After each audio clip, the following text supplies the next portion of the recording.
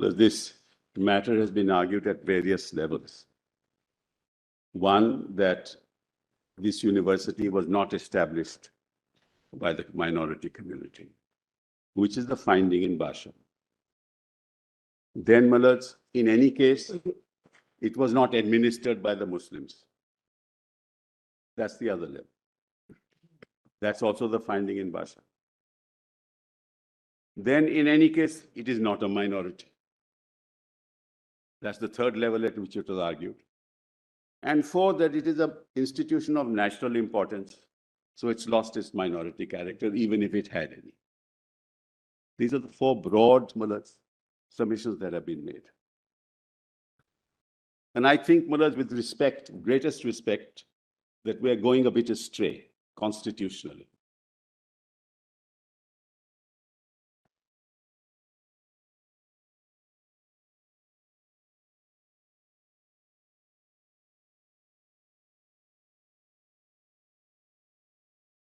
What does Article 30 say?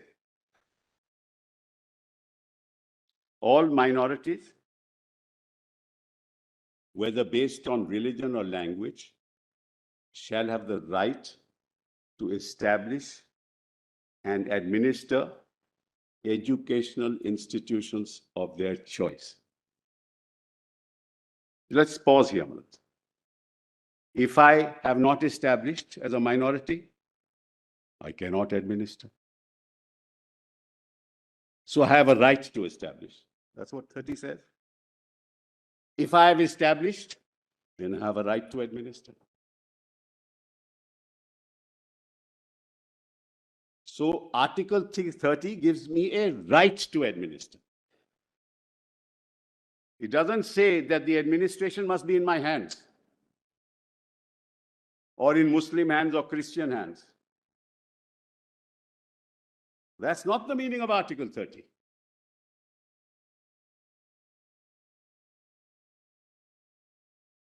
Administer of my choice, rise to administer of my choice. I have a choice, not you, not the government.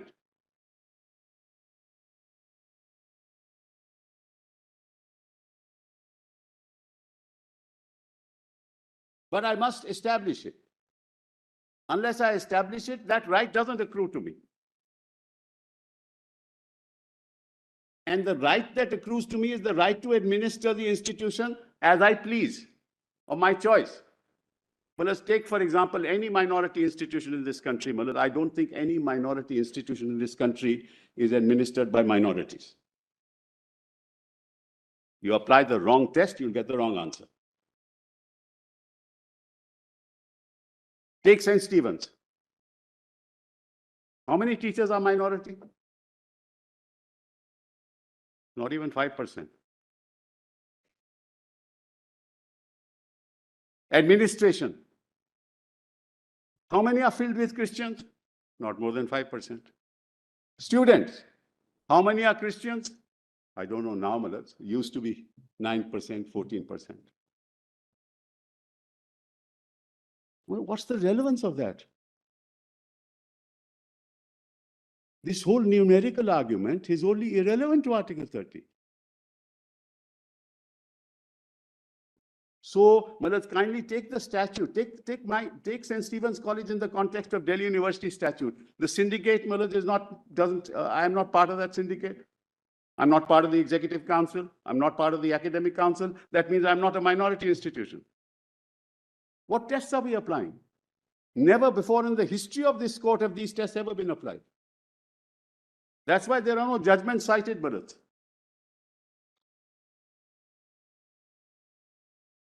So, Maharaj, the mistake in Basha was that when Basha said that you have not established this university as a minority, then the council argued, but I am administering it.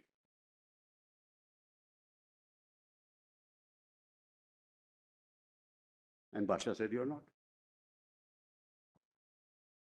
That's not the test. So Governor General does this, Rector does this. Malaj, I want to ask myself a question. If I am enacted by an act of the Central Legislative Council, Malaj, Will there not be a structure by which somebody has to see that I'm not maladministering? Take our constitution today. I set up a minority institution, Malaz.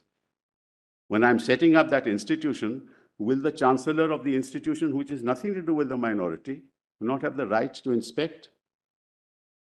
He'll have the right to inspect. He'll have emergency provisions. He may even have the right to take over. Administration doesn't mean maladministration. So let's start with the proposition that I have a right to administer. Your Lordship asked a very fundamental question, but the 81 Act is not a status quo ante. The Lordship is right, but I accept it. I accept it. I'm not a minority institution. I still am. That's my choice.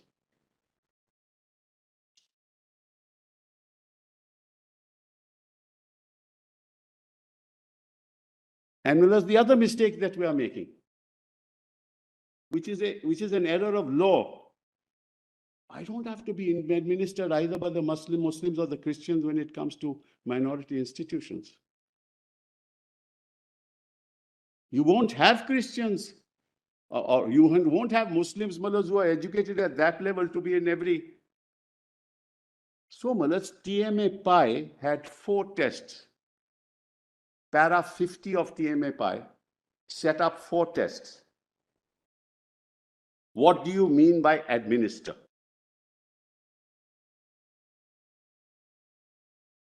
Mullahs, just kindly come. I've done a rejoinder, Mullahs.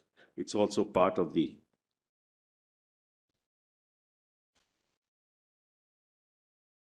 kindly come to note 1G.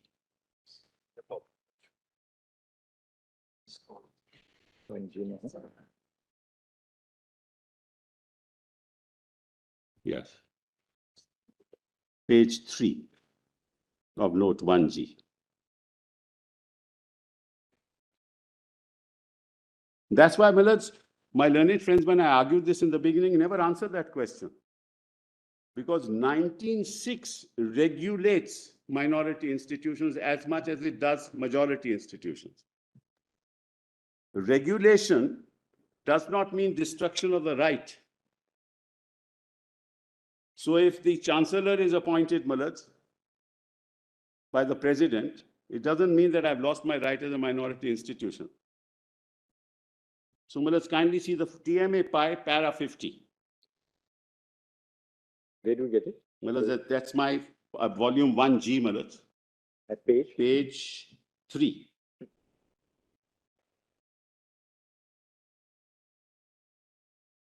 Yes. Ambit of right to administer was set out as including the right to admit students, subject to an objective and rational procedure of selection. No problem. That's the institution as the right. The minority, once I establish the institution as a minority institution, I have a right to admit students in accordance with procedure which is fair and transparent. Perfectly good. I'm doing that in Jammu, in AMU. 2, set up a reasonable fee structure. The institution is doing it. 3, to constitute a governing body. We have a governing body. It doesn't say governing body, we must have all Muslims, or governing body, we must have all Christians. Where is it said? Where is that test? 4, to appoint staff. Appoint staff. Normalists. The university says, if you want to teach in AICTE, the teacher must have these qualifications. They abide by that. But the right to choose the teacher is mine. In Delhi University, Mullahs, the university provides that if you want to teach economics, the person must be a doctorate or whatever. The choice of which doctorate will teach is mine. But the university will set the standard. That's what it is, to appoint staff teaching and non-teaching. Standards set by the institute, by the structure of the university. And 4, to take action if there is dereliction of duty. These are the 5 indicia of administration. That's 11 judges.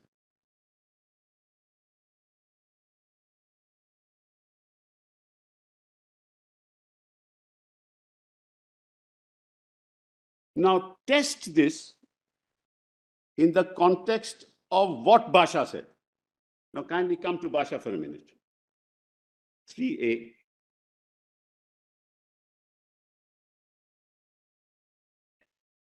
Yes. Is to establish and I know. In page 16.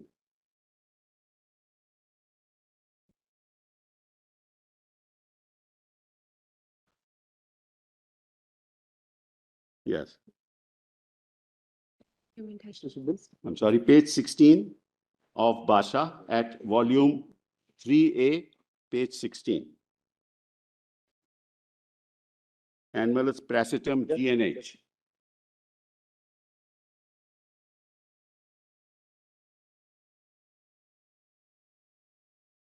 Wrong argument, therefore the wrong answer. It's not a twin test. Am I administering? That's not the test. And we have all, throughout these days, we've been arguing about, show me if you're administering. It's not required by 30. You'll never get that, Mullahs. That way, there will be no minority institutions left in this country. Apply this to even to the institutions after 2005. All the provisions that are here in the 81 Act are all there in 2005. Inspection, emergency, a final approval, all that. I've got a chart, I'll show it to you. So what are we trying to do? Apply a test which will destroy the entire minority structure, Mullahs, of education in this country? They don't read. That's why, Mullahs, if your lordships remember, in the opening I said, and your lordships put it also, that your argument is that if I cede that right, that's my choice. To the extent that I cede it. If I feel somebody is interfering, I can challenge it. I can challenge it. I have a right to administer, not a duty that I must administer everything. And no judgment of any court since Mullahs 1950 has held this.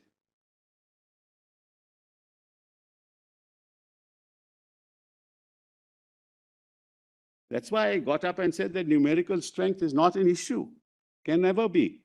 I am satisfied with this, Mullahs, and I will go numerically also. Out of the external members, Mullahs, I am 77 out of 104. But, I don't want to fall into that trap. That's why I choose not to challenge. I'm happy.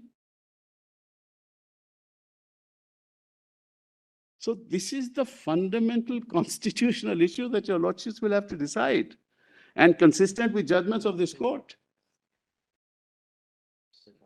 It's not a twin test. I have the right to establish, I have the right to administer, and of my choice. So, Mullahs, if I am within Delhi University, I am an affiliated college, I accept the discipline of the university. So what is the only choice I have in St. Stephen's? Some element of reservation. That's all, nothing more. And I appoint my own teachers, I dismiss my own staff, I take disciplinary action against him. I have an admissions policy, which now, Mullahs, I don't want to talk about it. That's pending in this court. I had an admissions policy where I could admit students, but with standards. Your lordship knows in private institutions also, those standards had to be applied. You can admit. The Christian Medical College, Mullahs, your lordship knows, they used to hold their own tests at one time. And they had their own standards. The court said, no, when you come to medical seats, you should go by NEET. Fine. That doesn't mean it's not a minority institution. Mr. Sibal, one clarification. Yeah. Just please see one head note above paragraph 48 in TMFI and just clarify para 50 applies to minority government aided. Yes, I'm on government aided. Just clarify that part. Yes, I'm government aided. You are government aided, but see the head note above para 48. Private, unaided, non-minority educational institutions. That is the heading. That applies also to government aided. That also applies to government. It makes no difference. What page is it? It's all right, non-minority. Same principle applies. Same principle. We are talking about administration. Well, please appreciate. We're talking about administration, nothing to do with minority, non-minority. 50, I said the test of administration. whether the same test would apply It for a will have minority. to, it will have to, under 30, it will have to, Malaj. Your lordships have never said otherwise. Somewhere provided as to what would be the test for minority, because this is specifically dealing Malaj. with private, unaided, non-minority. Because the argument was that we should not be subject to anything. I am on, please appreciate. Let's test it on first principles. The meaning of administration can't change, Malaj. Let's test it on first principles, Malaj. Let's test it on first principles. What does administration mean? Whether it's minority or non-minority makes no difference.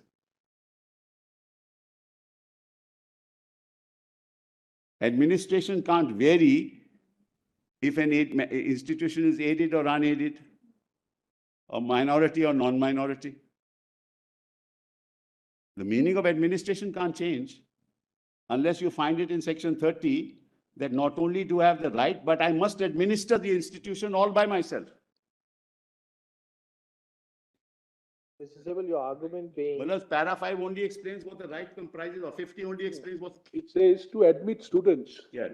Therefore, a private institution may say that I will admit only a particular category of students, students belonging to a particular category. It's a private institution. Can't say. Can't say. If it wants a degree, it cannot. Well, I'm sorry. No. This is only institution. TMAPI was not concerned with university. No, it was considered, we're dealing with everything, schools, universities, institutions, everything. Well, let's pause here. I am a non-minority, unaided institution, but I want a degree. I'll have to abide by the admissions policy. But I can, within that, admit students of my choice on merit. See, let's talk of first principles here. The right to administer cannot Can you change. say that in a particular course, Yes, 100% would be from a particular category? cannot Can be. you say, you can't do that? You can't. Can you say that 50% would be from a particular category? In minorities, yes. That's the law. Yes, that's the law. Within minority institutions, yes. And merit. We can't do away with merit. But that doesn't mean that I've lost my character or I have surrendered. Therefore, let's be clear on first principles here. No, because in 2004, for the first time, you sought to reserve 50% for the PG course. Prior to that, you did not. I tell you, Lordships, why? Because I'll come to that later. The area of maneuverability, as I was concerned, had been reduced from 50 to 25%. So therefore, I wanted. And it was struck down, according to me, maybe rightly, but that we're not on that. At the moment, Millers, we are discussing the fundamentals of Article 30. Where do you get this proposition that a minority institution for the Muslim community must be administered only by the Muslim community? Not in Article 30, not in any judgment of this court, not even in TMAPI.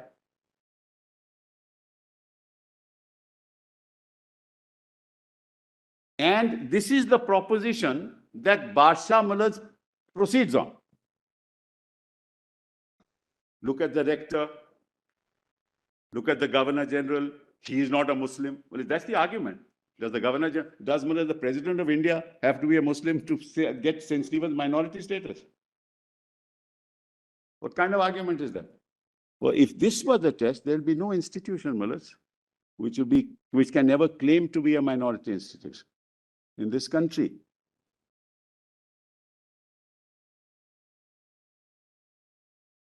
argument is, as if a minority establishes an institution, that's good enough for compliance, for getting protection. Yes, under 30. Under 30. Correct. It's my right, therefore, it's my right to administer. And my right to administer includes these 4 points. Correct. You may expand it, Mullah, I have no problems with that. But the right to administer is my choice. I can give up certain rights. I can't waive a fundamental right, as your lordship knows, but I can give it up for the time being. If I find still interference, I can challenge it. I can choose not to challenge. So St. Stephen says, I just read that. It says the right, exactly what my lord has said. The right claimed by a minority community to administer the educational institution depends upon the proof of establishment of the institution. The proof of establishment of the institution is thus a condition precedent for claiming the right to administer the institution. That's exactly what my lord said. And Basha also says that. But Basha says, but you are not governed by Muslims. In fact, Basha should never have gone into this question. If Basha came to the conclusion that that this is not established by a Muslim minority, there was nothing to, it should have stopped there.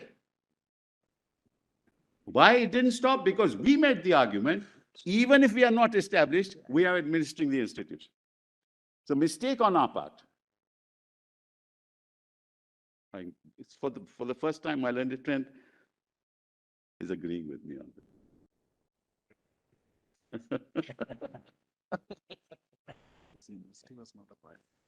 And university was not a party. No, My learned friend is in rejoinder.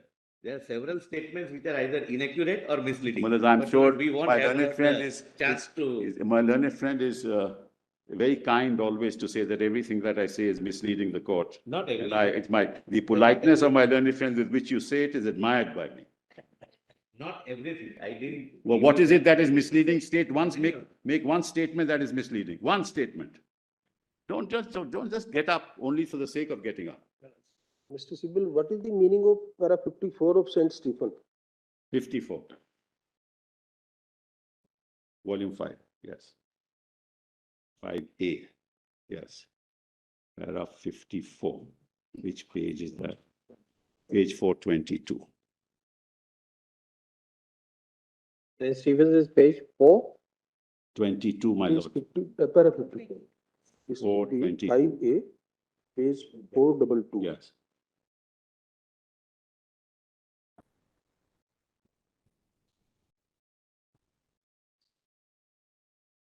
That's exactly the point. Particularly the line, Yes. this management must be free from control. Correct. Of the founder or their nominees can mold the institution as they think fit and in accordance with their ideas of how the interests of the community in general and the institution in particular must best be served. Entirely in agreement with what I'm saying?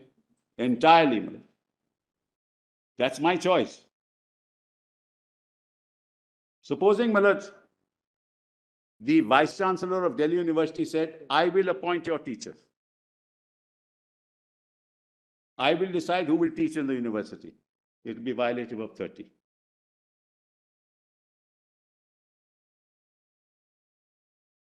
And see, read the rest of the paragraphs, all in my favor, Malad. But the standards of The education, funds, as you like, I'm sorry, whatever public funds you receive, yes. can you use it as you like? No, Mullad's, I'm grant in aid, 90% Mullad's grant in aid is given to me. That's, and TMA Pi says, the fact that you're aided has nothing to do with the minority character of the institution. You still retain the minority character. Aid is fundamental. No, the Duty. fact that your accounts are audited by the CJI, It's audited. does it not make any difference? No, because it must be audited. I am not absolved of the general principles of law applicable, Mulad. That's nothing to do with administration. Mulad, to prevent mismanagement, to prevent maladministration. That's why, Mulad, it is to be audited. Page 416. One second, hold on, sir, if you don't mind. Allow me, I don't interfere like this, please. Allow me. Part was not right, but I leave it. I'm sure. Anyway, Please leave it at that. Please leave it. Yes. There are 36. They do have the number test. Again, do have the number test means what? 416. You'll find out what it means.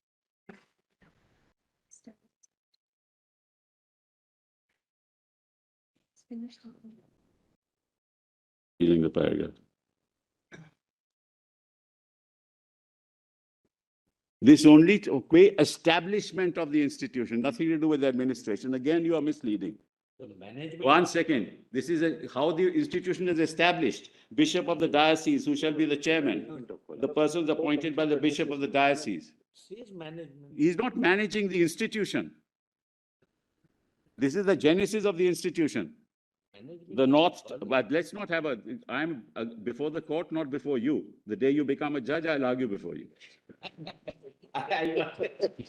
Come on now, let's.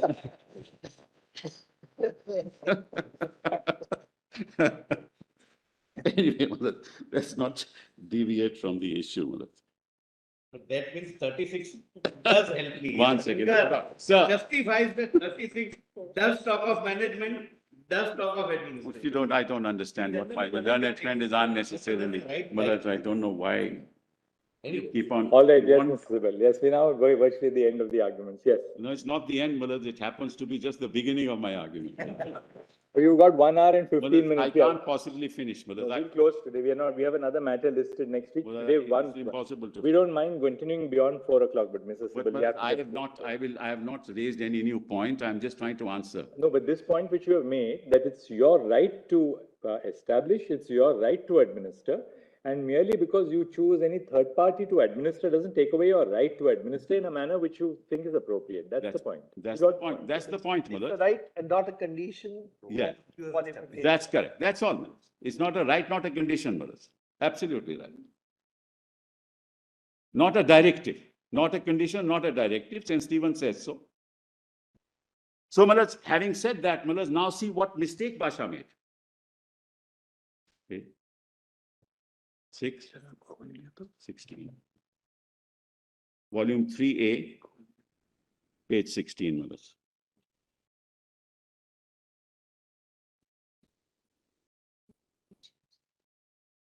Okay. Page 16, placitum G and H, Malad. An argument has been raised, Malad, might just have that. What's the time? Okay.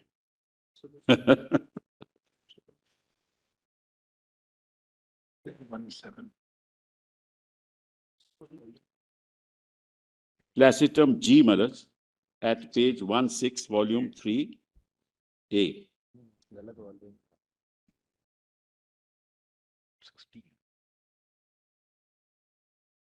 Plus TMA pi answers the question of 8. TMA pi answers the question of affiliation. None of these conditions, Mullers, can take away from the character of the minority institution. So that, Mullers, is already covered by 11, this judgment of 11 judges. But Mullers, kindly see, if your lordships don't mind, Mullers, placitum G, paragraph 3A, at page 16 of Mullers, volume 3A, Basha, Mullers, volume 3A, page 16, between placitum G and H.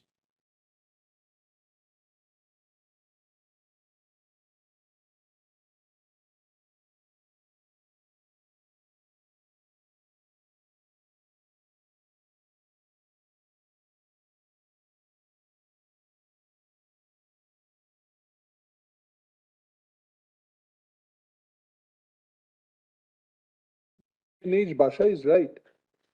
It's consistent with St. Stephen. That's what I'm saying, Muller. I'm saying exactly that. But then what does Basha say? Kindly see the other paragraph.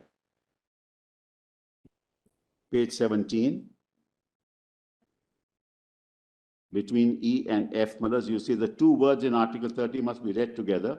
And so read, the article gives the right to a minority to administer institutions established by it. If the educational institution has not been established by a minority, it cannot claim the right to administer under 30. Perfectly good. Then, Mullers, what does the argument? We have therefore to consider, to examine closely what happened in 1920 when the Act was passed to decide whether in the face of the Act it could be said that Aligarh was established by the minority, whether the right to administer it ever vested in the minority.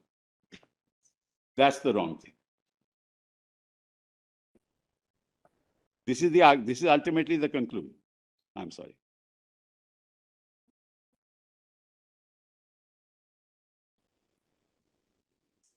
There was the other passage which says, no, that it, at page 22, in paragraph F, nor do we think that the provisions of the Act can bear out the contention that it was a Muslim minority which was administering the Aligarh University. This is wholly irrelevant. That's not the test. The issue is not whether the Muslim minority were administering the university. Already, Malaz, the Basha said, if you've established it, you have a right to administer. But then Question why on- did you challenge the 1951 and 1965 amendments? I'm sorry?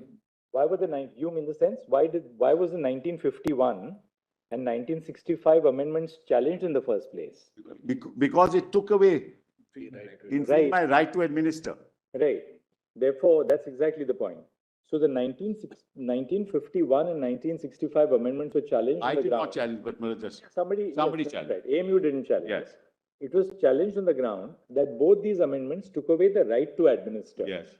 How did it take away the right to administer? By creating institutions for the governance of the university in which people who are not of the faith or of the confidence of the founders would be brought in. That was the essence of the challenge.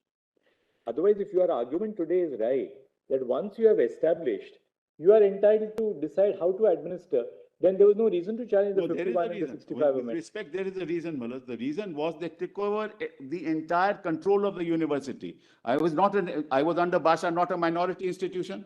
Therefore, I was not a minority Right. institution under Therefore, Basha. how did they take away the control of the university? They took away the control by, for instance, regulating. First, it said that the proviso to 23 was deleted. Secondly, the constitution of the court was altered. Correct. Then they brought in the concept of a Correct, visitor. correct. They brought in a whole lot of other Correct, changes. correct.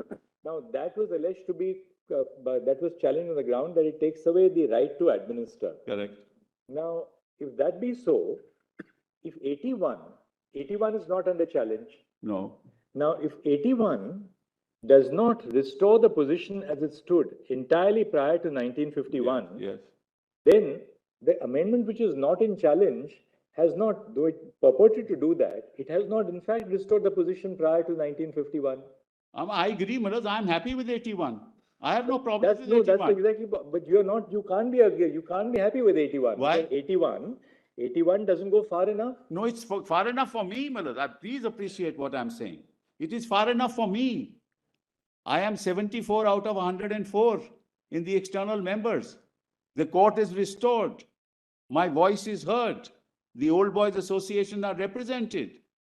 But that's I'm not happy with because of that. that is not because of the 81 amendment. It is about how the working has actually panned out in No, practice. it's in the 81 amendment, No. Malaz. I'm sorry. It's in 81, if you look at the 81 amendment, the constitution of the court, it doesn't give you 74 out of 100. It does. I'll show it to you. It does, Malaz. Point is, But this is the mistake I am making, Malaz. Or, I'm sorry. This is not the issue at all. As I said to you, in that ground, St. Stephen's is not a minority institution. But if you are right, Yes. that once you establish, Yes. then irrespective of whether you administer or not, it's your choice. I You didn't can leave say that. administration to a I third didn't party. say that. Irrespective, once I establish it, if the government interferes in my right to administer, I can challenge it. That's all. Nothing more than that. If there are regulations which seek to destroy that right, I can challenge it. Well, that's the limited argument I'm making. I can even challenge some of the 81, but I'm happy with it. Because it continues, my character is maintained. I have no problems with it. What my Lord is putting to me is that I must demonstrate that I am administering as a Muslim the university. No. I was at that point in time in 1920. I don't have to go back to that position. Where does regulation end and infringement begin, Malaz? That's the question. That's my right. I have to decide that. That, Malaz, with respect, even the court may not decide. Where does regulation end and where does the infringement begin is something I have to decide, Malaz. Well, the difficulty is when we started the arguments, you said we are not going to the question of or, we accepting or should be read as and. Now your argument today is slightly different. What you are saying is once the minority decides to establish, within inverted commas, establish an institution, then two rights flow. One is they have the right to establish, which is the first right, which is connected with the rights of the minority to Right. establish. And there's a second right, right to administer. Right to administer cannot be read as a condition precedent for declaration as a minority. That's right. That's what It's the I've always maintained. consequence, not the condition. Yes, I've always maintained that, Mullah. Now you raise the argument in a very different way. No, Mullah, but I have always been saying this. And the other day I said to my Lord, the Chief Justice said, that means if you give up your right, you're happy with it.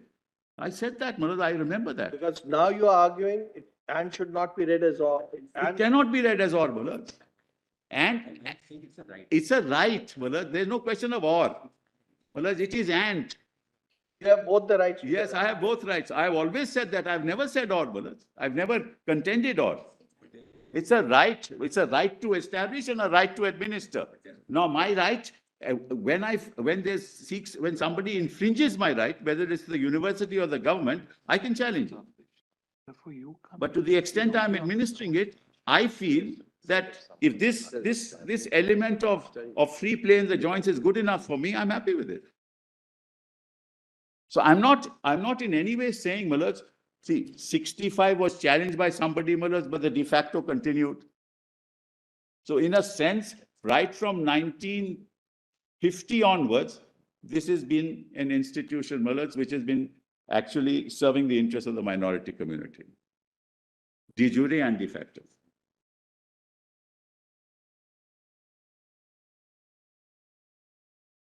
I say Kerala Education Bill says it must not be overlooked that 31 gives the minorities two rights, to establish and to administer educational institutions of their choice.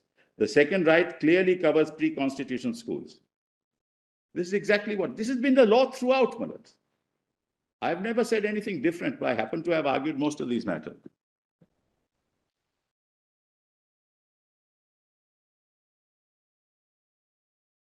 Otherwise, you'll be laying down a test, Mullahs, as I said, no minority institution can ever claim to be a minority on this basis.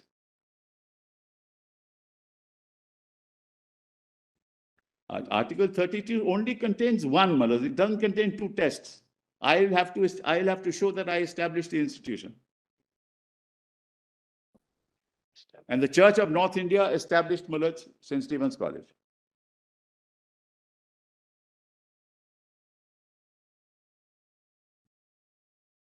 That's the fundamental, Mullahs, issue. Basha answered it wrongly because Basha said, no, the Muslims were not administering. Where is it in Article 30 that only the Muslims must administer, or the Christians must administer, or any other community must administer? And what is administration? Running, well, that's the other thing. What is administration? Running the day-to-day affairs of the institution. That's administration, I hope, Mullahs. Nothing more than that. If some statute has to be approved by somebody, that's not administration. I have to run the university in accordance with the law. Law is 1906. And Mullahs, nobody's answered 1906 on the other side. I've been saying again and again, apply that 1906 to pre-1950. These were all regulations. Of course, Mullahs, somebody had to approve. It was the British Empire under which, Mullahs, we were being governed. There was a Governor General. There was a proctor. Somebody had to be there. But that's not administering. Administering is running the day-to-day affairs of the university, which means appointing your teachers, holding examinations, admissions of students. That's what administration is. Administration is not some approval that is to be taken by a statute. How many times, Mullahs, do you think St. Stephen's have any role to play in an approval taken by a statute, Mullahs, or the Executive Council or the Academic Council or the ordinances of Delhi University? Nobody takes. We are governed by it. We're governed by, that's 1906. So these are all regulations of 1906. Mr. Sibal, with your argument, then standard of administration of one minority institution will be different than the other minority institution. Always is. Because St. Stephen, see the level of what was the interference by the university and how this court turned down that interference. So now you are accepting that there can be an appointment of a vice chancellor, appointment of a visitor. Always has been. All minority institutions. Never an exception. But in that case, the standard of administration in your case will be different than those. Always another minority institution. Yes. Or or other institution. Of course, because the teachers are appointed by me. That's admitted, Mullah. That's the accepted position. That's the administration, Mullah. Everyday running of the university. How do I run the university? How do I run the hostel? The appointment of teachers, disciplinary action against employees. The university doesn't take disciplinary action against my employees. It will take quay others, Mullah. He can go to court and say, look, this is wrong. That's fine. So, Mullah, all that is governed because that's regulatory. That's 1906. Just read 1906, Mullah. Just read 1906 with me.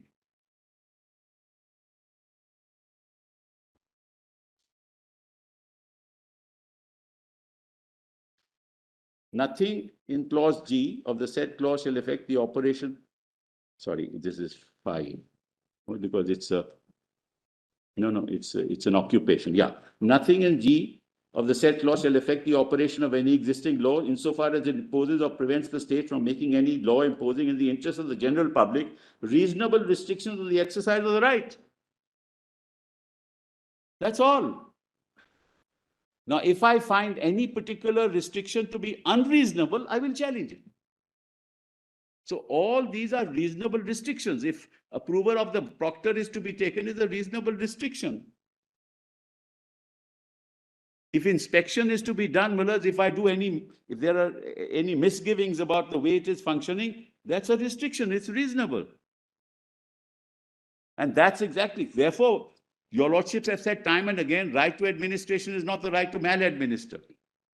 The moment there is maladministration, you lose your right under Article 30.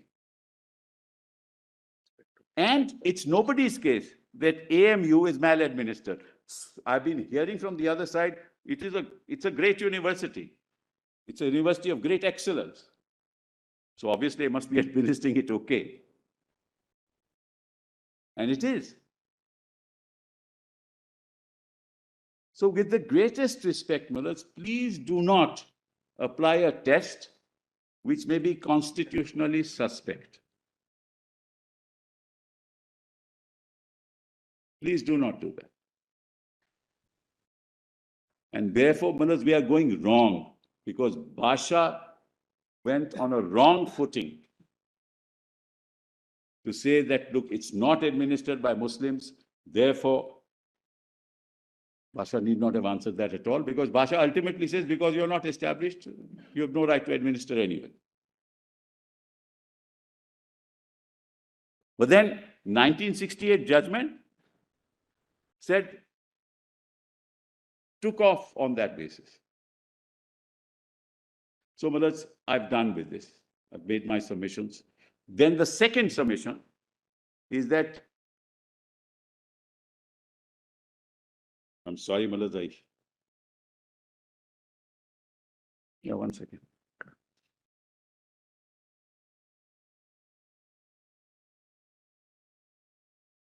I want to show your lordships, Mullahs, factually.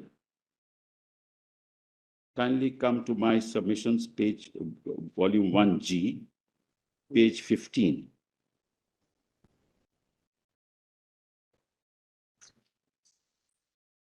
Yes, 1 second. No, 14, 15. Kindly see. So, Mullahs, we have all that that's why, Mullahs, I've been saying throughout. All you have to decide is whether Basha is rightly decided or wrongly decided on an establishment. The rest will follow.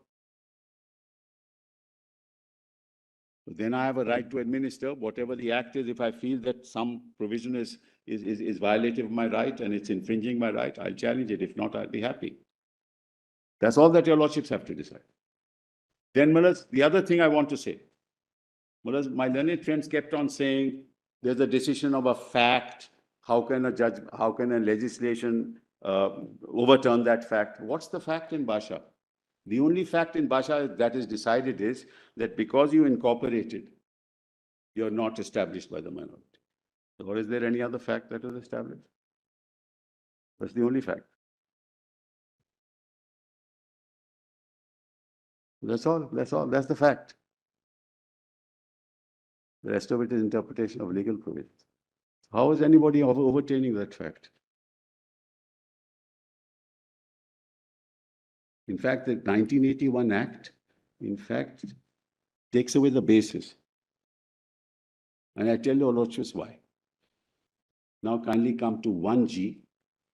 So there is no other fact decided by Basha. He says, because the statute says you were incorporated and established, therefore you are not a minority institution. That is the only fact. Ignores everything else.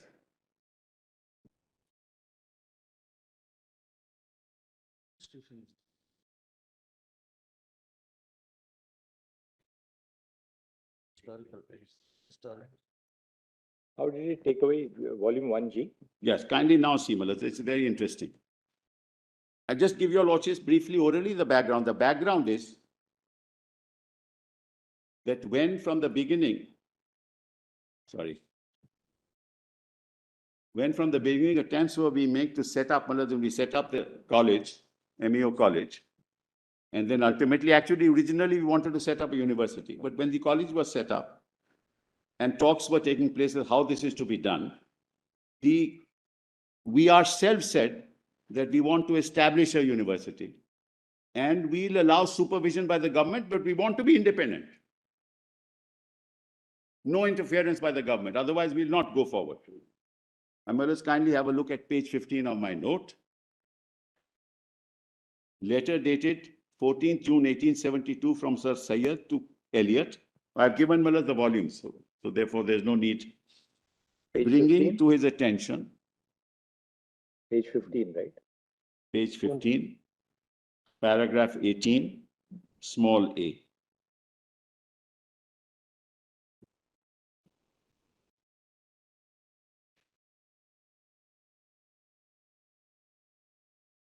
Worship have it or no? Paragraph? Paragraph 18A, page 15, Malas, PDF 15. 18 तो नहीं है. The problem? 18 and then 19. There is no 18. Yeah, there's 18 and then 19 actually. There is no 18A. 18 is 18A. hence AMU is able to demonstrate. Yeah, small a, Malas, small a. No, there's none. 18 starts with, hence AMU is able to No, demonstrate. I'm talking about my rejoinder submissions, which is volume 1G. 1G, yeah, we earned 1G. Huh?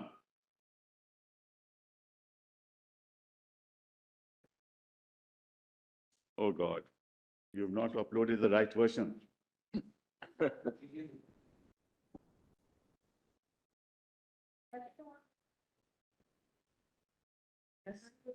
Been uploaded. आपके पास ये hard copy है? Unbelievable.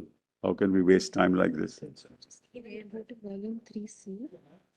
Separately, they can just on even hard copy, they can just put it on the visualizer and upload it for us. In the other version, is it this contention? I don't know whether they've uploaded the wrong version. What can I? This is very bad. I'm sorry. Hard copy ले लो उनसे. फिर visualizer पे. Normalers, we also don't work on hard copies. I'll read it, Malas. Let them email it. I'll just read it.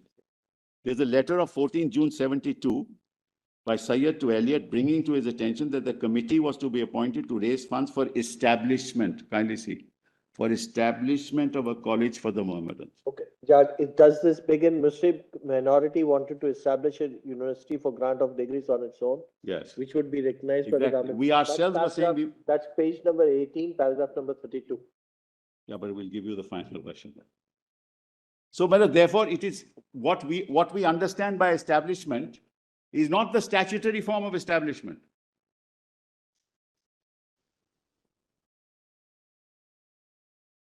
That's page 64, relevant page 65, volume 3C. I've given the citation.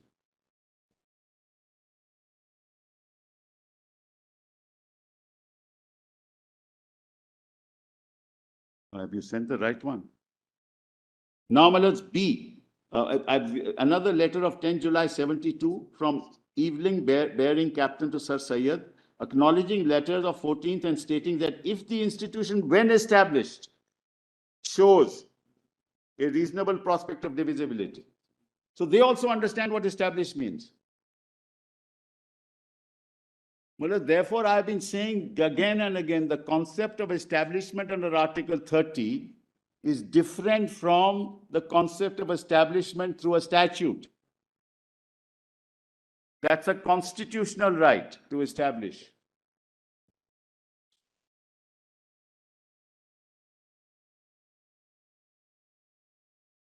Even Sir Syed and the association and the minority never thought of establishment in the statutory sense.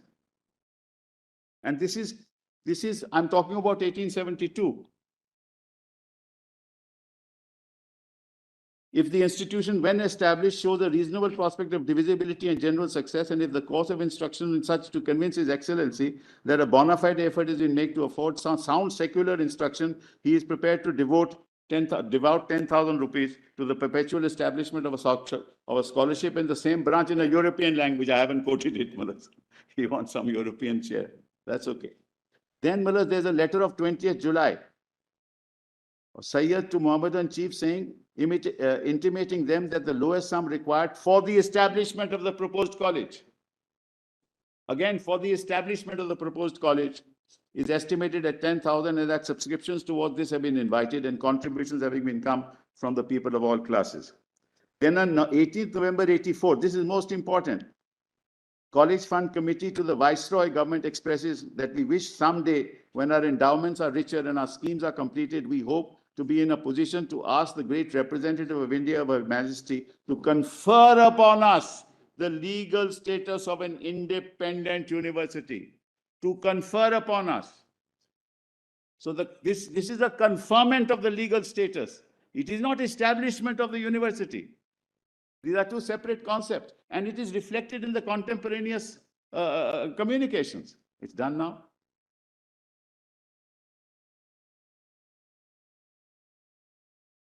And we wanted an independent, and I will show to your lordships, and I'll just presently show.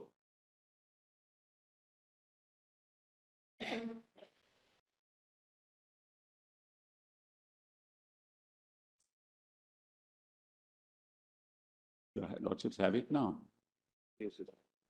So I was referring, Mullahs, to 18 small a, b, and c, and d, which I've read to your lordships. Now kindly come to 19. If all my lords have it, Mullahs, I will read that. My lord Sir Surikant has it? Yes, sir. Justice Pardiwala, do you? Yeah. I'm sorry. It's now on the screen also. It's also on the screen. Paragraph 19. Okay, now it's there. So 19, third, it is clear from the correspondence and other historical material that such a college was envisioned as free of governmental interference. As such, there is no surrender at any point of the right to establish the institution that they had been envisioning. Even at the time, the founders do a distinction between government interference on the one hand and supervision and support on the other. In this context, the proposed scheme for MEO College presented by Syed is relevant. The scheme reads, I have to mention first of all that management of this institution should be perfectly free from any control of the government beyond mere supervision. So you can supervise me, but you can't control me. That's Article 30.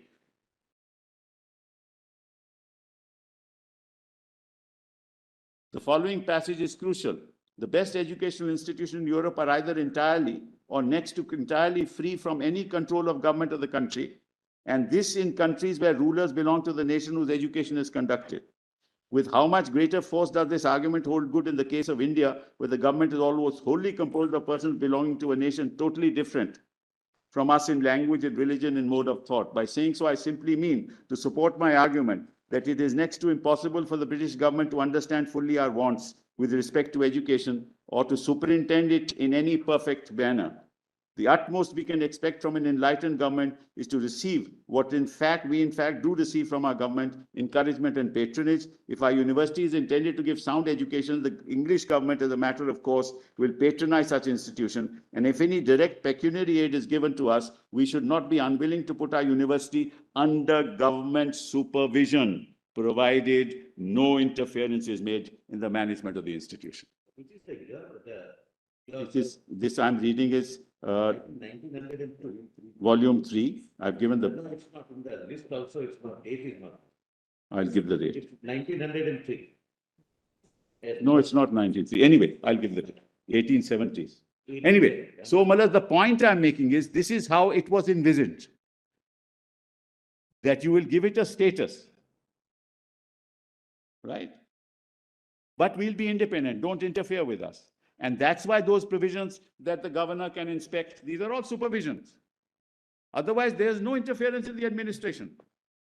On appointments, on admissions, on appointing teachers, on everything is controlled by the court. I'm not on Muslim and non-Muslim now, Malaz. I'm talking of pure administration. And we're not concerned with Muslim, non-Muslim. The point was that the provisions that my learned friend read are provisions under 1906, equivalent to 1906. Provisions of supervision that you don't fall foul of the standards. That's what it is. It has nothing to do with establishment. And giving it legal status is the establishment under the statute. So then, Malaz, then this very MAU, Malaz, all was taken over.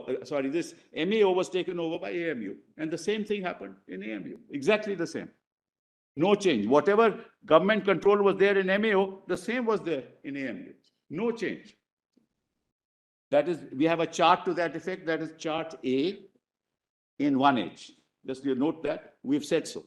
We've demonstrated. So, Malaz, our concept of establishment was clear. That they can supervise was clear because they're going to give us aid. The same here. That's 1906. They regulated us that finally I can't. Apart from the first ordinance, if I wanted to amend it, the court could amend it, but ultimately it will have the final approval. Every ordinance in Delhi University will have the final approval of the visitor. Okay. That's not administration. There's a whole complete confusion on the concept of administration. So, Malaz, so this happened. This is the background on the basis of which the university was set up. Now, Malaz, let's move from 90, because there are four, so to say, milestones: 1920, 1950, 1965, and 1981. 68 and 1981. Now, these rights got frozen in 1950. Right, got frozen. If you now come to the conclusion was Basha was wrong by taking that test of fact, namely because you were incorporated, therefore you were established, therefore you did not establish the university. If that's wrong, Malaz, then in 1950, I was a minority university, and that was frozen. And the same test would apply.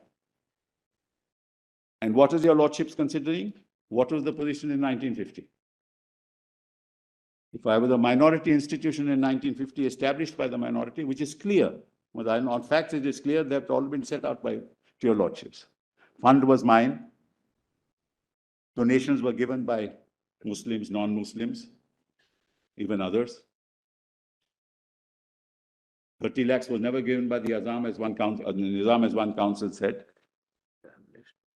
And all that was, and that was the condition precedent for establishing that you have to bring in 30 lakhs. We brought in, its value is over 320 or 40, 50 crores today. So, Malaz, in what way did I not establish, other than the fact that I incorporated? I incorporated why? And that's also a history, Malaz. I can't go through it because there's no time. The history is this, Malaz, that there were two schools of thought. And if the Muslims are conservative today, you can imagine how conservative they were in the 19th century. And there were two schools of thought. Well, there were two kinds of schools, what are called the Halka Bandi schools and the Tehsili schools. Halka Bandi is in the Halkas, those tehsils, and then the Tehsils, the schools were there. And the Muslim parents never used to want to send to these schools. Some of them were English speaking, they didn't want, the conservative elements didn't want that. But the Sir Sayyid element wanted a liberal education to copy the British. And that's how, Malaz, this whole concept came about. but without interference by the imperial government. And the imperial government agreed with it. They didn't interfere. Have your lordship seen any document in this entire proceeding, right from 1968 onwards, that the imperial government ever interfered? Ever interfered? No statute was ever refused as suggested by the court. Never. They were never interfering. And the argument is no, no, no. Because they had the final right of approval, therefore this is not established. That's a non-starter, according to me. So, a committee was set up. In terms of committee, there were two schools of thought. One school of thought says, let's move forward with Western education. Let's have our children be taught in the English language. That was one school of thought. The other school of thought was, no, we suspect these people. We don't want to go to these schools. We are against Sir Syed to set up this university. And the British said, if you are able to get 30 lakhs, if you are bona fide in your efforts, I will help you. And the statute itself, the 1920 Central Legislative Act, didn't have any element of interference with the day-to-day functioning of the AME. Never. And then in 1950, it got frozen. Then what happened in 1965 was this act, and which was challenged by somebody. There, Chagla said it's a temporary provision, it's an emergency provision, but I will continue to maintain the character of the university. What did he mean by that? Character of the university means it's for the minority. It's not for the majority. One second. He had to support the act. Naturally, he had to then agree with Basha. How can a minister stand in parliament and moving an act to amend and say, no, no, no. This is before Basha. Before Basha. Yes, right. Basha came subsequently. Yes, that's right. It's before Basha. No, but he did say, but that may not be binding on us, but he did say that he Yes, did not he did. believe. I accept that. Manoj, he did say, Manoj. But Didn't Manoj, I'll believe tell that your it was lordship a again. Quite frank. he probably wanted that it should not be declared as a minority institution, because let's also forget St. Stephen's came much down. Yes. That's correct. Your lordship is right. At that time, there was no question of reservations. That's right. That's a separate issue altogether. That was not the issue at all. Yes, that was not the issue at all. But anyway, Manoj, so that's what happened, Manoj, and therefore, de facto, it continued. That character of the minority institution continued. There was no interference. So from 1950 till 2005, there was no interference as a minority institution. So, Manoj, what is the occasion today to interfere? If Basha is wrong. If Basha is right, Manoj, then it's another matter altogether. And therefore, Manoj, your lordships will have to see the position in 1950 what happened and what the word established means in 1950, which I said in my opening argument, that the concept of establishment under the constitution is different from establishment under a statute, because that is to seek recognition. And in the speeches, Manoj, that you will find, the people are saying, look, how will our children get jobs? And because, Manoj, AMU, we set up the university with the approval of the British government, the second argument made was that we were loyalists to the British. So were the soldiers of India loyal to the British when they fought in the World War? So was, Manoj, the Allahabad University loyal to the British? Everybody seeking a job in the government of then government was loyal to the British. Is that a test, Manoj? Is that an argument? All ICS officers were loyal to the British. Is that an argument? That's a communal argument. So, Manoj, let's not deviate from the essential constitutional question. Loyalty to the British or being part of, there were several people who were not part of the national movement, but that didn't mean they were not loyal to India. Their concepts were different. Some people wanted social change. Netaji said, I'll revolt. I won't be part of it. I'll be part of the Allies. Axis. The others said, no, we'll be part of the Allies. So different concepts. So we can't put a status to an institution based on these kind of considerations. It'll be wholly irrelevant and also, I think, very divisive. Then the concept of minority. What is a minority? How do you determine then a linguistic minority in a state? There'll be several linguistic minorities in the state. How will you determine that? So this whole concept of you're not a minority at all. So if in a state somebody is in power in Maharashtra, then who are the minorities in Maharashtra? What kind of argument is that? We were not ruled by the Pope, Malad. It was the British Empire. The fact that they were Christians didn't mean that we were ruled by the Pope. So, Malad, that's the other level of argument. Then, Malad, the third level was that, look, this is an institution of national importance. Correct?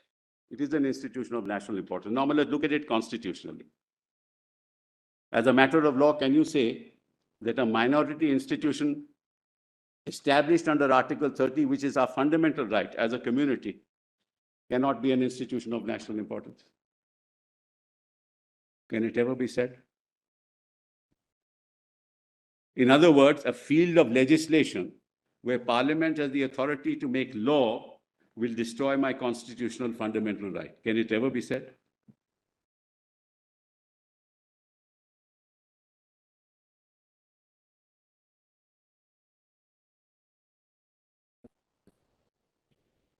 Minority institution is the furtherance of a constitutional objective.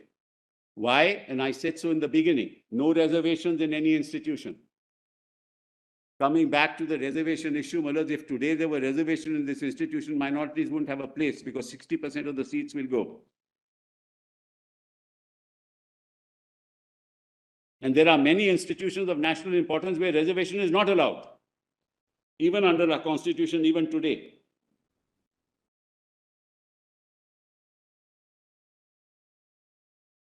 So that's, again, not an issue before your lordships.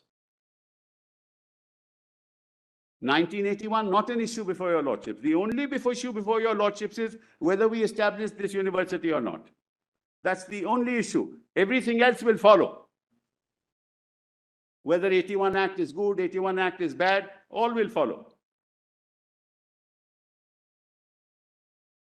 If we have established, then well, it will be tested on that basis. If we are not established, we're out. We're not a minority institution. That's the limited issue that your lordships will have to decide.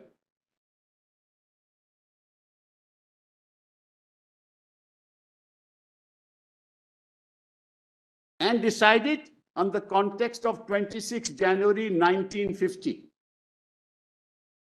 What do you mean by the word establishment here? And can, on the basis of what is placed before your lordships can come to the conclusion, yes, it was established by the minority. If your lordship says Basha is right because it was incorporated, you got legal status, therefore you're not a minority, that's another issue. That's what Basha decided. But that's what your lordships have to decide. As simple as that. This numerical test has no application. With respect, it has no application. And I'll give your lordship, since your lordships want it, just give it to my lord, the numerical test. You have it on your printed. Yeah, give it. Just, Malas, your lordships may note the provisions of the Constitution which refer to institutions while you do this, institution of national importance. Malas, kindly just note it. Article 62, entry 62, list 1. Entry 63, list 1. Entry 64, list 1.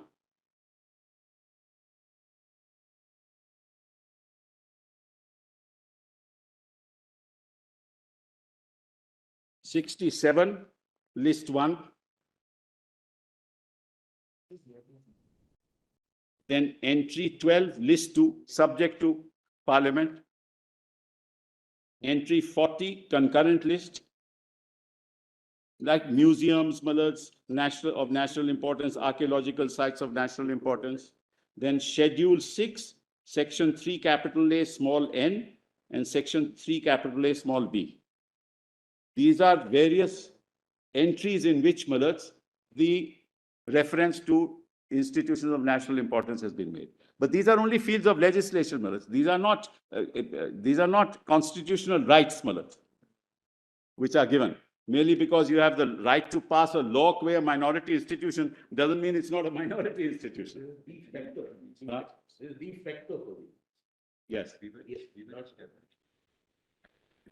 Happen to be. And Malas, the other thing, just to say, we were established by an act of the Imperial Parliament. We could not been in list 2. Education was in list 2. We could not have been there. That's why it was included here. If it had been universities, it would have been regulated by the state. The union didn't want that. And it was passed by the Imperial Parliament. There was no question of it being included in list 2. Then the third issue is, Malas, if you were to include it in list 2, then each state will have its own control, each university in that state, Malas. Nobody wanted that to happen. There were only 3 universities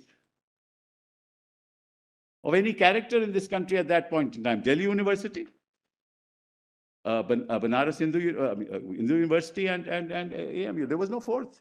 That's why it says, and any other. Then the IIT came, the IIMs came, Bhabhi Katoma Energy, all that came later. 165 universities happened later.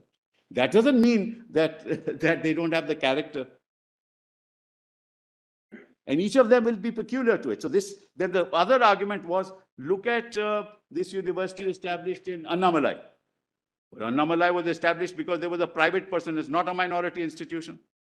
Annamalai Malas was a private person who was the founder of that university. He handed over everything to the government and said, but I want, as a founder, I want control over the staff. I want control over nominations and stuff like that. They said, fine, you take it. But how do you apply that test to an university under 30 or a minority institution? I mean, each institution, and the founding moment is entirely different. For each university will be different, Mullah. See, you can't make an argument of uniformity that every university must be in the same manner, established in the same manner. It can never be. Universities anywhere in the world will be established in different manners depending on the time, the level at which society is placed. All that will be factors, Mullah. So that takes care of that argument, Mullah. The other thing is that, let me now just see if there's anything left, Mullah. So I want to quit. Huh? There can be no surrender of a fundamental right. How can there be a surrender? Hold on. I can't waive it, I can't surrender it.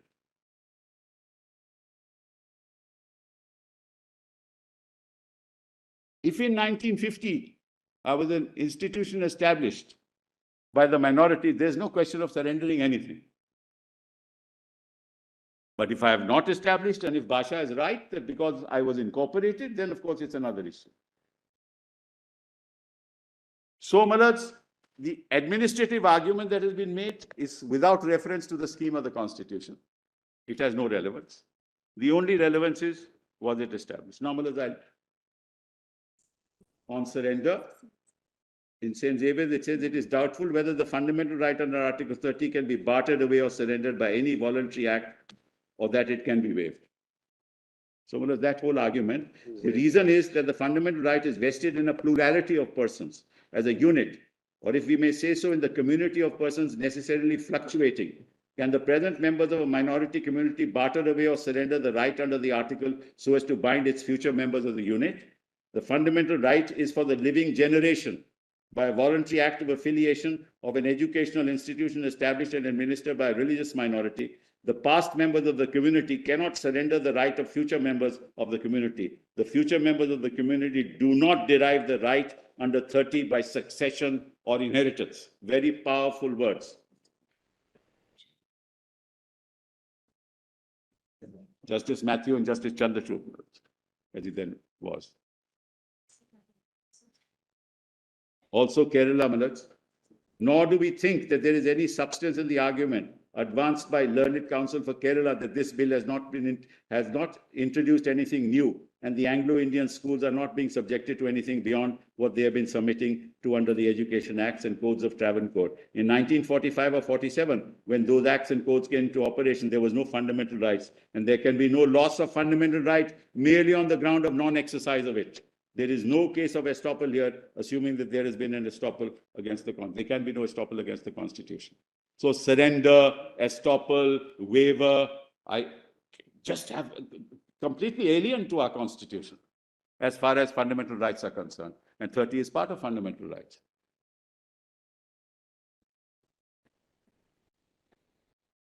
Yeah, like my learned friend talked about national character. That's nothing to do with the entry. Entry only says national importance.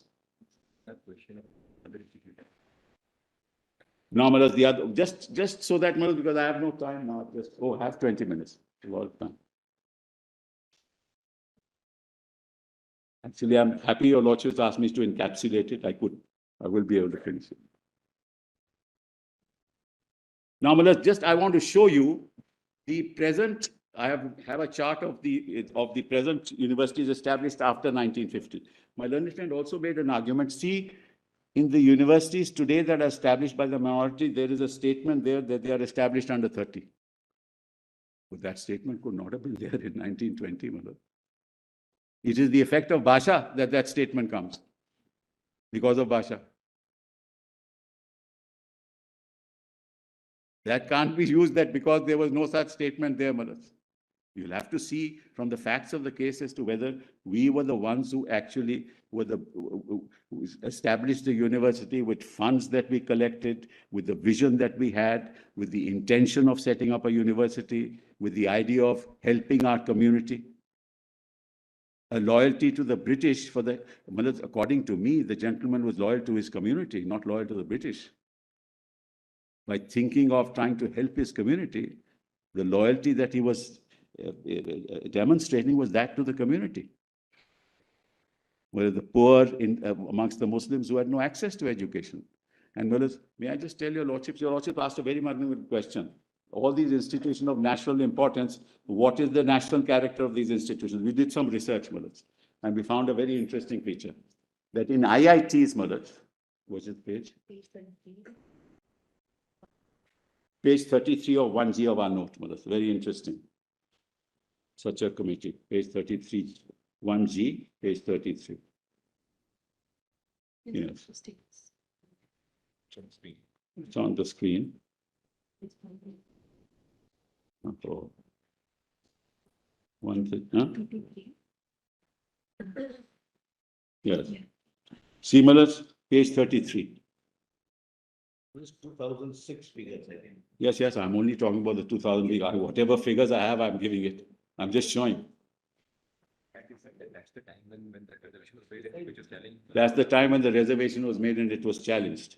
IIMs, Malas, your lordship has that paragraph 62 at page 33.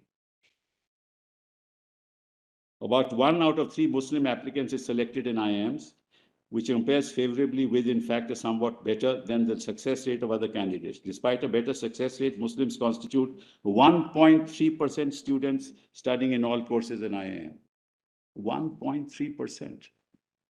This is the state today after independence.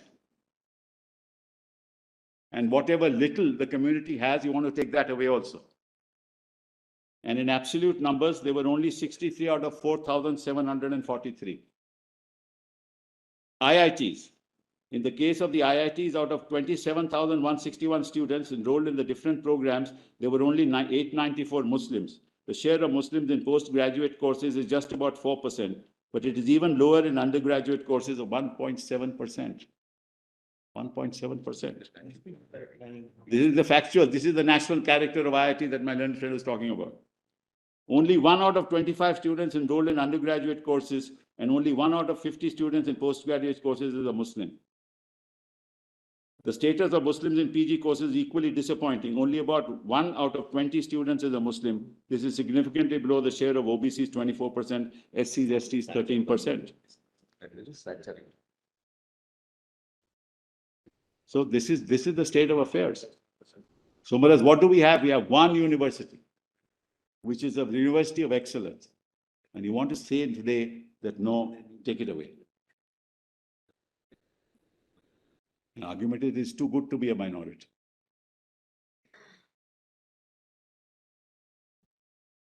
And even the private survey shows 1.6% are Muslims. In 2019, I'm talking about, but that's a private survey, mother. But this is government for IITs and IIMs. I'm talking about IITs and IIMs. 2019 private surveys say that, and done for the IITs. So now, let us kindly go to my chart in the beginning of this note. Yes, the index, table of contents. Based on the entrance test, we can. What turns on? Nothing turns on. You know, I didn't say anything turns on it. You said that these institutions must represent national character. So what's the character they're representing? It's non-denominational. It is not denominational. It's a right, fundamental right given to the minority. Diversity, we are admitting. But as I said, this university has graduated thousands and thousands of non-Muslims.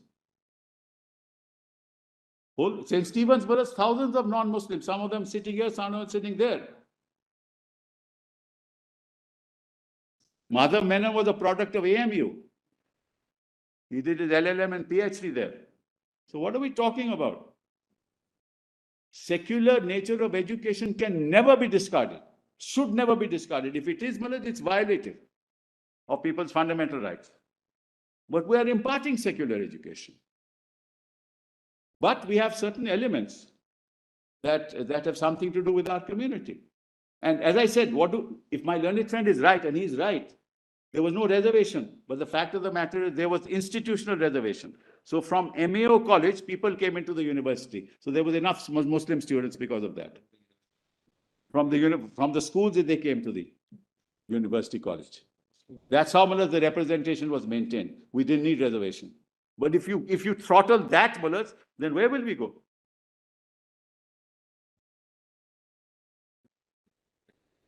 It is to make up for the lack of representation in other institutions that you have an institution which is an institution of excellence. Now, why do you want to take it over? I don't understand this, Mullah. I've not understood the rationale for it. That why do you want to take it over? Is there something that this university has done which, Mullah, is anathema to our constitutional values? So nobody's taking over. No, you are making an argument that because it was incorporated, it is not established. That's your whole argument. You are taking over, but you are saying it's not established, therefore you'll take over. What will be left? Whereas you can appoint anybody you like then. There'll be 60% reservation also. 50 plus 10 now. Then what will be left? So these are very dangerous arguments, Mullah. I mean, one little citadel of learning, one little small citadel of learning in a country of 120,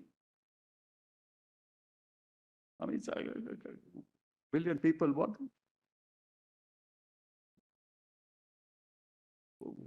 What are you, 1.4 billion people, what are you trying to do? Small institution. So, Malas, just the contents. One factual argument on administration, Malas, I've already done that. I've shown that. Malas, I've given the pages because it's all structured here, Malas, with the pages and the cross references. Broader analysis of Article 30. Just come to page 11.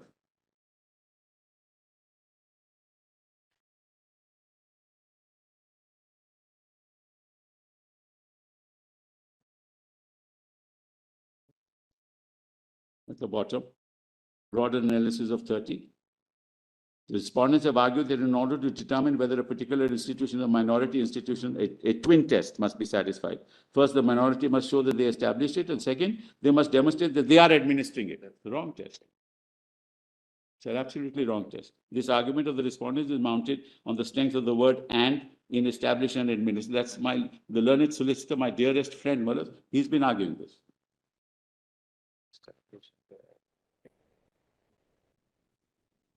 So, Mullah, I've set out the law on the subject, Mullah, and I say St. Xavier's, Kerala Education Bill, all those opinions, Mullah, I have given the passages.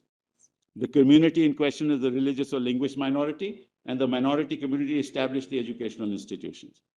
And it must not be overlooked that 31 give the minorities two rights: to establish and to administer. Well, I've done that. So go back to the contents, Malas, now. So this is on 2.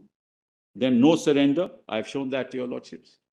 Then declaration AMU is an institution of national importance. I've dealt with it. And legislative debates do not render AMU a non-minority institution. Right? Your lordships have to look at only the aspect of establishment. Anything else? Yes, I want to show that chart, which is that page. 1H. Well, I hope you have it. 1H, yes. Now this is, Malaj, there are two charts. This is, the first chart is the comparison between Aligarh Muslim University and MAO College. Your lordships will find that at page 1.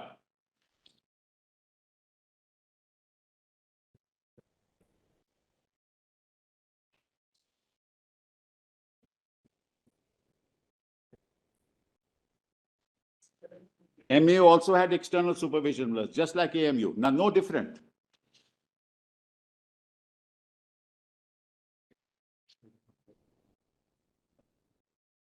Which one are you going? You don't give the wrong one.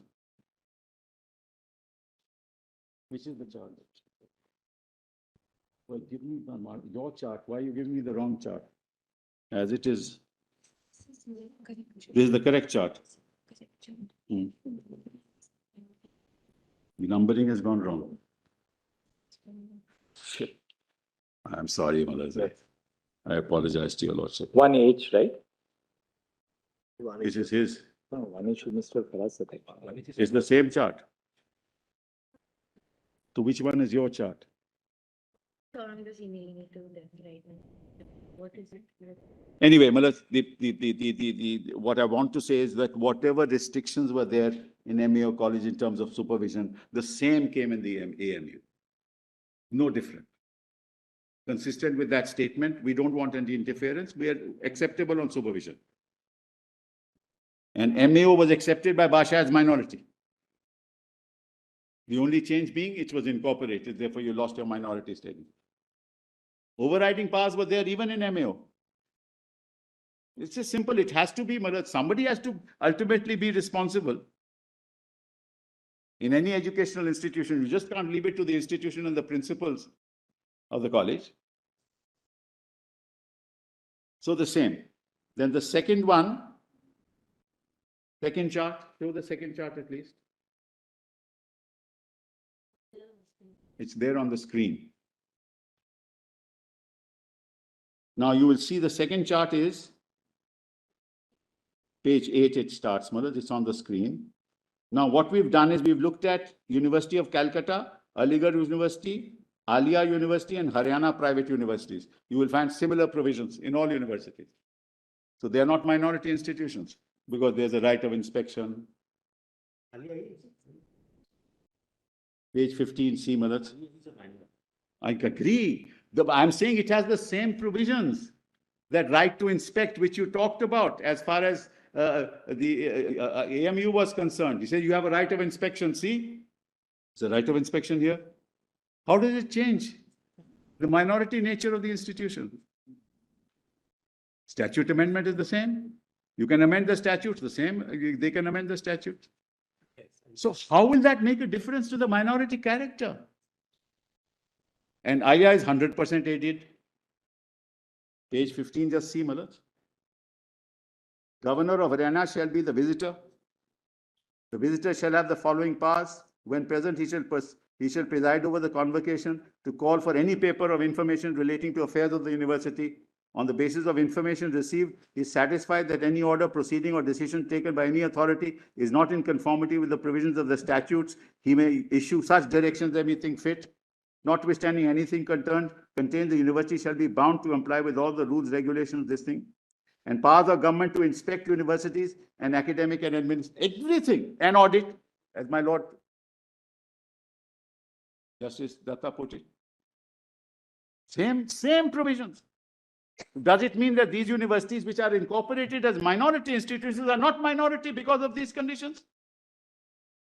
Alia also the same. Government control is not the test for inspection and for this is to ensure that there is no maladministration. And Haryana Act is for all institutions, whether minority or non-minority, all institutions. So the tests are wrong. The application of the test is wrong. The constitutional conception is wrong.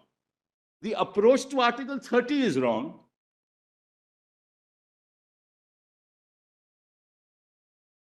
I mean, it would be an unfortunate day, my lords, in a secular country wedded to plurality, wedded to